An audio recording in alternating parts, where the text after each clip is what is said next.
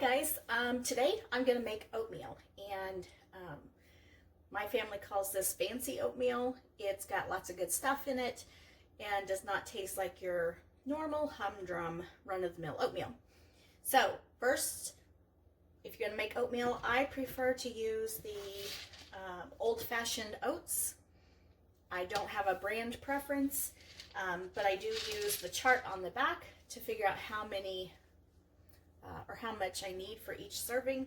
Today I'm making the equivalent for 2 servings, so I need 1 3/4 cup water, which I already have in the pan. I'm going to add just a sprinkling of salt. Turn this on. I'm turning it on medium high. I have everything measured out over here behind me. I really do measure all this out ahead of time when I make this oatmeal, because it goes really fast. Once this starts boiling, it takes about 5 minutes to complete the oatmeal. In my oatmeal today, I will have 1 cup of old-fashioned oats. I have 1/4 cup of chopped walnuts, a heaping 1/3 cup of dried cranberries or craisins, 2 tablespoons of brown sugar, and 2 tablespoons of real butter. The great thing about this oatmeal is you can make it your own. You can decide what kind of fruit to put in it. Maybe you want maple syrup instead of brown sugar, or maybe you want honey instead of brown sugar. I've made it with blueberries, I've made it with apples, I've made it with dried cherries and apricots. I've tried different kinds of nuts, almonds, pecans. I don't think I've tried peanuts. Definitely use walnuts. Our preference is cranberries and walnuts, and we like the brown sugar. So, I'll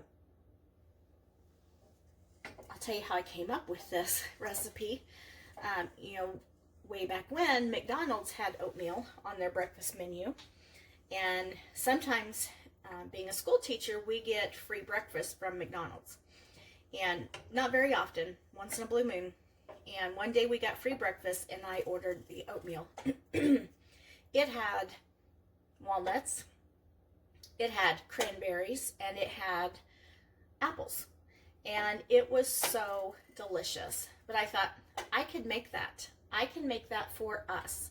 And so I came home, and I've toyed around with different fruit and nut combinations. Oh, I've even put dates in it, and that was really good.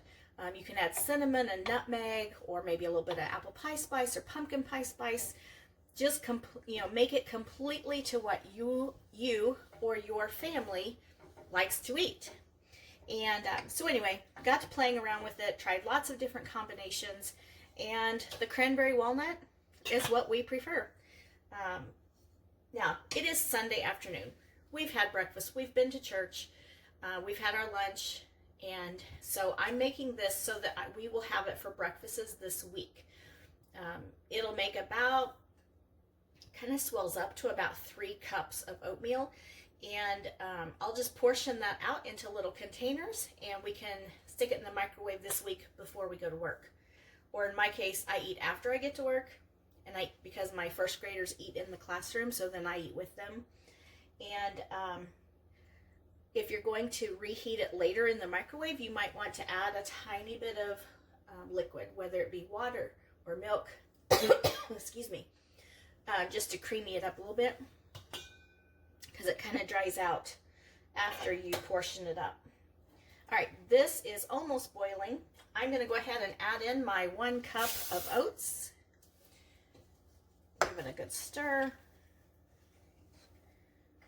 You have to watch this closely, because that oatmeal will crawl up the sides of the pan and right out the top. So, get this to boiling. I am going to turn it up a little bit. This front burner doesn't work as well as the others. I've had this stove a long time. It's kind of beat up looking, but it works well mostly, except for this burner. So, once this starts boiling, which it's almost there, I'm going to turn the heat down. And once this starts boiling, I turn the heat down. I'm going to start timing for 5 minutes. And I put all the ingredients in at specific intervals because of the time they take to heat up. I will tell you, if you use dried blueberries, you might want to rehydrate them first. When I put them in at the normal time that I do the cranberries, they were still kind of dried and tough whenever we finished or whenever we got ready to eat. So rehydrate those first before you use them, but the cranberries you do not have to rehydrate. All right.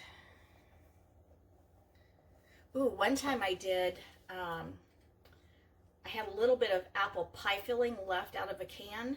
Of course, it has the cinnamon and everything in it. And I mixed that in, and that was really good. All right, we're boiling. I'm going to turn it down.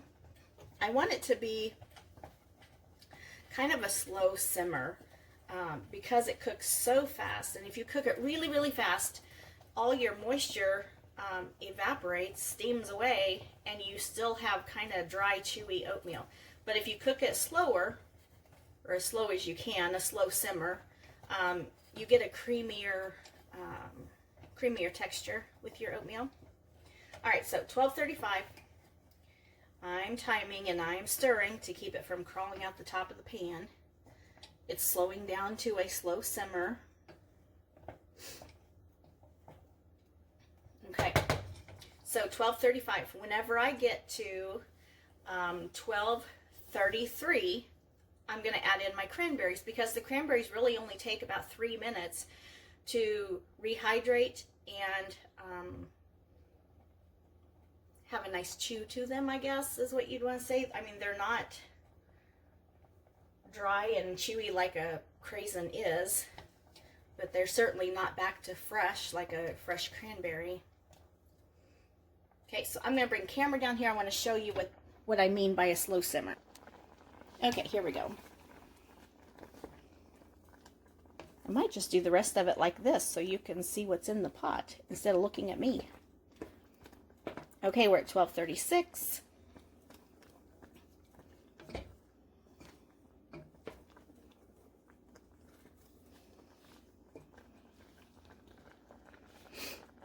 Let that cook for just about a half a minute more.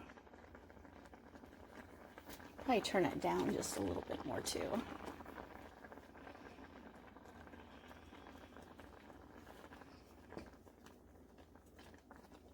All right, 12:37. I'm going to add in my cranberries. Stir those in.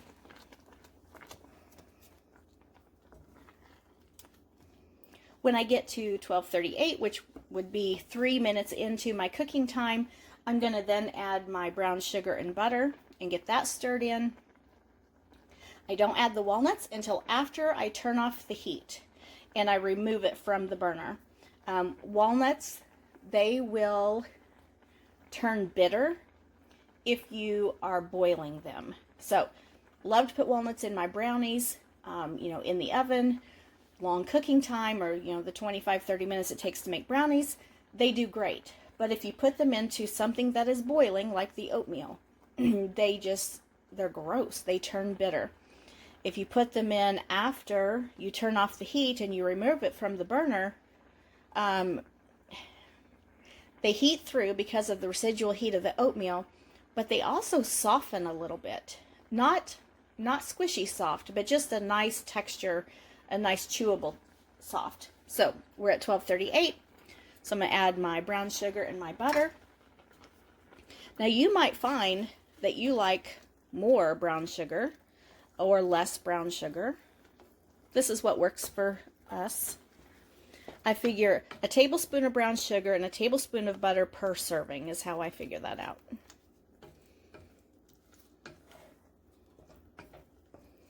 All right, I'm going to let that cook for 2 more minutes. And the simmer has definitely slowed down. Putting in those additional ingredients have brought down the temperature.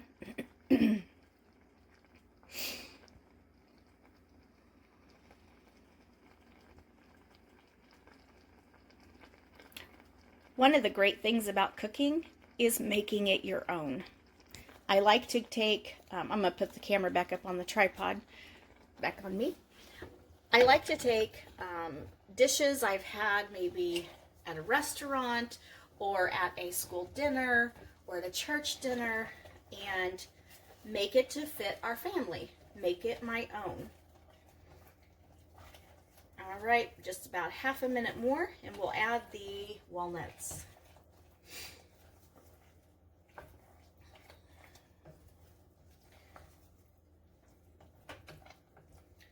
I don't frequent McDonald's very often, but I don't think they have the oatmeal anymore.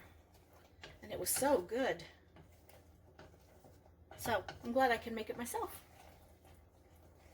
All right, I'm going to turn the heat off, remove it from the burner. I'm going to add in my chopped walnuts. I'll show you this as soon as I get them stirred in.